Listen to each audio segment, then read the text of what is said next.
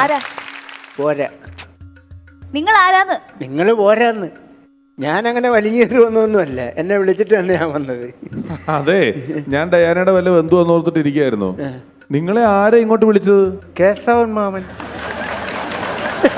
സാഞ്ചേട്ടാ, ഈ കേശവൻ മാമൻ തന്നെ ഇങ്ങോട്ട് വലിഞ്ഞേറി വന്ന ആളാ. അപ്പൊ അയാള് വേറൊരാളെ കൊണ്ടുവന്നിട്ട് അയാൾ പറയുമോ ഞാൻ വലിഞ്ഞേറി വന്നതല്ലെന്ന്? കേശവൻ മാമൻ പക്ഷേ വലിഞ്ഞേറി വന്നായിരിക്കും. ഞാൻ ക്ഷണിച്ചിട്ട് തന്നെയല്ലേ വന്നത്. വന്ന കാര്യം പറ.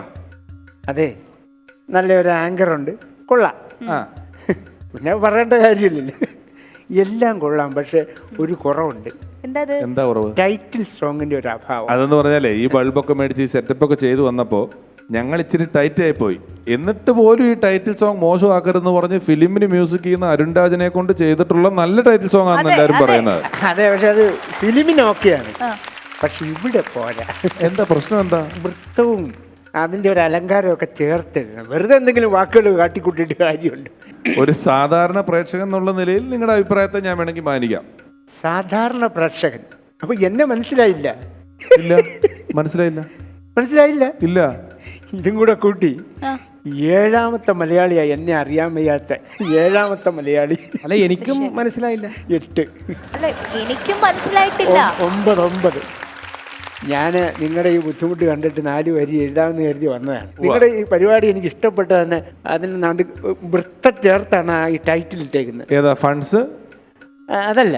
പിന്നെ ടൈമോ? അതല്ല, ഉപ്പൻ എഴുതിയിരിക്കുന്നില്ലേ? അയ്യോ, ഉപ്പനല്ല, അപ്പോൺ. അപ്പോൺ. എപ്പോ ആവട്ടെ. അതിന്റെ എങ്ങനെ ഒരു വൃത്തം കണ്ട്. അതെ, വിരൽ ഇങ്ങനെ പിടിച്ചതിനകത്തൊരു വൃത്തമുണ്ട്. അപ്പൊ വൃത്തത്തിൽ നിങ്ങൾ കവിത എഴുതി കൊണ്ടുവരും. അങ്ങനെ വൃത്തവും അലങ്കാരവും ഒക്കെ ചേർത്ത് എഴുതുന്ന ഒരു കൊച്ചെഴുത്തുകാരനാണ്.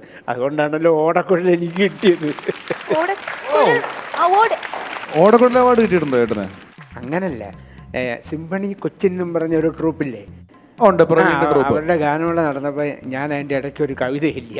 ആ സമയത്ത് ഓരോ ഓടക്കുഴൽ കൊണ്ട് എൻ്റെ കയ്യിൽ തന്ന്. സിംഫണിയിൽ ഈ ഓടക്കുഴൽ വായിക്കുന്നത് എൻ്റെ സുഹൃത്താണ്, രഘുത്തമനാണ്. രഘുത്തമൻ നിങ്ങൾക്ക് കൊണ്ടുവന്ന് ഓടക്കുഴൽ വന്നോ? ചോദിച്ചാൽ എടുത്തെറിഞ്ഞാന്ന് പറഞ്ഞോളെ. ചോദിക്കണ്ട കളതെ. ഞാൻ ചോദിക്കുന്നില്ല.